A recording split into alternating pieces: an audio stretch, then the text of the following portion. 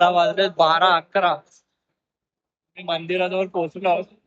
आणि आता बाबांची आरती चालू आहे. आता इकडे वेट करायला आरती मस्त. मग इकडे थोडा वेळ वेट करून आम्ही गेलो गेट नंबर 4 कडे. तिकडनं आम्ही पास काढला 200 रुपयाचा आणि मग तिकडनं ऑलमोस्ट 2 फ्लोर वर गेलो आम्ही. तिकडं वेट केला आरती होसपर्यंत. मग हळूहळू सोडलं सर्वांना खाली. चांगला होता आत मंदिर वगैरे, एकदम प्रॉपर व्हेंटिलाइज्ड होता, तर एवढं थकान वाटली नाही. हर चीज का पैसा, हर चीज का पैसा लागतो. तू लावून घेतला ना तर पैसे द्यायला लागणार. बिचाऱ्यांनी एवढे एफर्ट घेतले, तू टिप केला, असं लावलं तुला, तुला आशीर्वाद दिले, आता तू पैसे रेडी ठेव. 500 दे डायरेक्ट.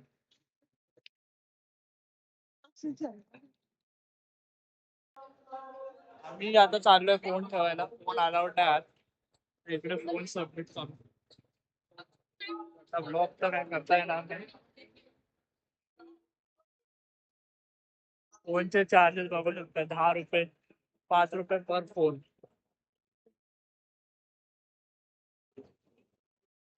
आता वाजलेत 1:30 आणि आमचं दर्शन झालेलं आहे. 1 तास आम्ही लाईनीला उभे होतो. ते दर्शन झालं. थोडी चिडचिड झाली आहे आईची, कीर्तीची, काकीची. नाचू आम्ही लोक मस्त एन्जॉय केला, टाइमपास केला. खूप बोर होत होता. आपण एवढे लाईफचे डिस्कशन केले. त्याचं बाई मुले डोका एवढा सटकलाय ना. कुठल्या बाई मुले? अरे ती बाई माझ्या पुढे उभी होती.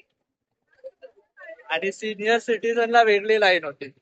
तुमच्यासोबत कोण सिनियर सिटीजन असेल तर एक जण त्याच्यासोबत जाऊ शकतो. आणि अजून एक ट्रिक आहे, इकडे कोणाला तरी सिनियर सिटीजनला पकडायचं आणि त्याच्यासोबत एकाने जायचं. असं करून 8 सिनियर सिटीजन पकडायचे आणि एकेकाला घेऊन जायचं. पण दर्शनामध्ये एवढा काही फरक नाही पडला. हा, आम्हाला 1 तास लागला तर सिनियर सिटीजनला पण 45 मिनिट्स लागले, तर एवढं पण काय फरक नाही.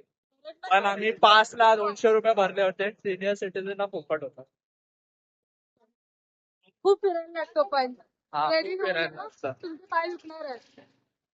ठीक आहे ना, देवच ठिकाणी जातात, तिथे लिहिलेलं ना, श्रद्धा सबुरी. श्रद्धा होती, सबुरी नव्हती. बिलीफ आणि पेशन्स खूप पाहिजे. पेशन्स आम्ही हॉटेलला चाललोय आणि मी सजेस्ट करेन की फोन वगैरे ना इथेच ठेवा. हॉटेल वगैरे घ्याल तर तिकडेच ठेवा, कारण फोन तसं पण अलाउड नाही, तर त्यापेक्षा कॅरीच नका करू.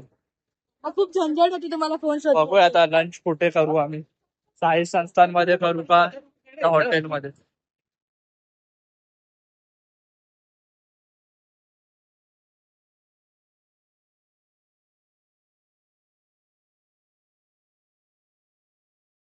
असे काय आम्ही आलो शॉपिंगला. लोकांनी काहीतरी घेतलंय सामान, ड्रेस घेतलंय, अजून काहीतरी आहे. तू काय घेतला? मला जे घ्यायचं होतं ते मी घेण्यासाठी, कारण ते माझ्या घरात घरात राहण्यासारखी अशी जागा नाही. आता खूप मोठा टेडी बेअर आहे आणि मला सर्व छोटे बोलतायत. एवढी मोठी जागा आहे टेडी बेअर. आवडतं ते आवडतं. लंच तर आम्ही तिकडेच केलं, ज्या हॉटेलमध्ये आम्ही स्टे केलेला. थोडी शॉपिंग वगैरे करून आम्ही रूम वर आलो. तिकडे 1/2 तास रेस्ट केला आणि मग निघालो तिकडनं. आणि त्या हॉटेलवाल्यांनी ऑलमोस्ट 1400 घेतलेले आमचे, तेवढ्या स्टेचे. हा अचानक ठरलेला प्लॅन टोटली वर्थ होता. ओव्हरऑल शिर्डीचा एक्सपिरियन्स एकदम मस्त होता. शिर्डीला गेलो, वाईब्स एकदम नेक्स्ट लेवल होती. जास्त काही एक्सप्लोर नाही करता आलं, कारण आमच्याकडे 1 दिवसाचाच वेळ होता. जर तुम्हाला प्रॉपर प्लॅन करायचा असेल तर तुम्ही अजून एक गोष्ट ऍड करू शकता, ती आहे साई थीम पार्क. तो तुम्ही दर्शन घेऊन सेकंड हाफ मध्ये दिवसाच्या एक्सप्लोर करू शकता आणि मग नेक्स्ट डे रिटर्न येऊ शकता शिर्डीवर मुंबई. एक दिल्लीचा फ्रेंड 5:10 झालेत. हे शिर्डी स्टेशनला पोहोचलो आहोत परत. या काकांनी आम्हाला सोडलंय. ते आलेले सकाळी त्यांनीच आता ड्रॉप केलं परत.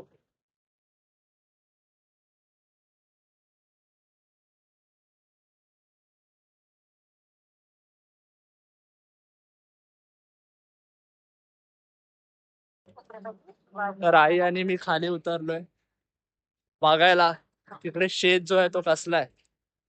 चला तुम्हाला दाखवतो कसला शेत लावलाय तिकडे. बाकीचे सर्व आहेत वर.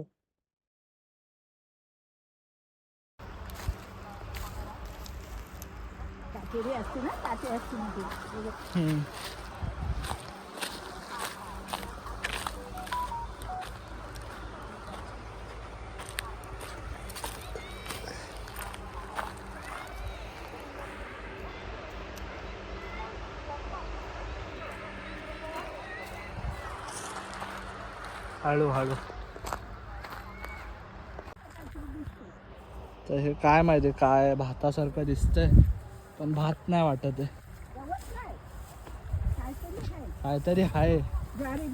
ज्वारी बाजरी वाटते असं आई बोलते. तर हा जो शेत आहे हा कसला आहे काय माहिती. बघूया आई बघते कसला आहे.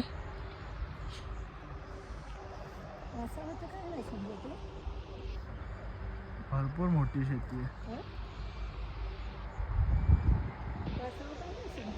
नाही समजत मला सर्दी झालेली आहे त्याच्यामुळे काय नाही समजत मला पण. कडू कडू काहीतरी वास लागतोय.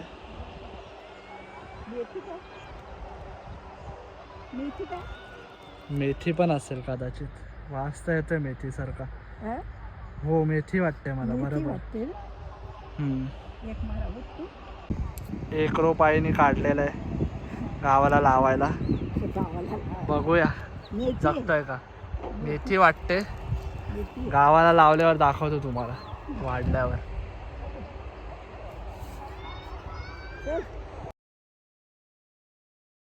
तर आमची ट्रेन होती 5:45 ची शिर्डीवरून. गेल्या गेल्या तुम्हाला सर्व होतो नाश्ता आणि त्यानंतर ट्रेन जेव्हा नाशिकला पोहोचते तेव्हा तुम्हाला सर्व होतो डिनर.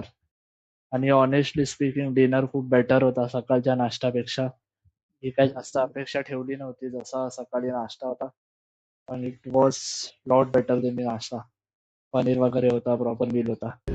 लास्ट आईस्क्रीम पण होती. ओव्हरऑल एक्सपिरियन्स मस्त होता. कविश आईस्क्रीम खाताना.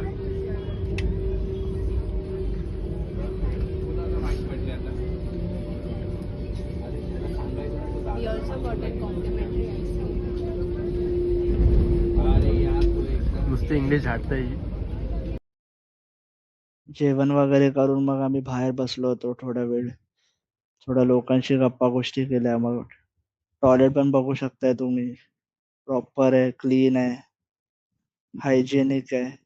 हे खूप महत्वाचं आहे. आपल्याला टॉयलेट्स नाही भेटत चांगले कुठे फिरायला बाहेर गेलो तर. त्यानंतर मग आम्ही 10-10:30 वाजता पोहोचलो मुलुंडला आणि ट्रिप आपली होते इकडे खतम. चला आता भेटूया नेक्स्ट ब्लॉग मध्ये. कधी एडिट होईल मला माहित नाही.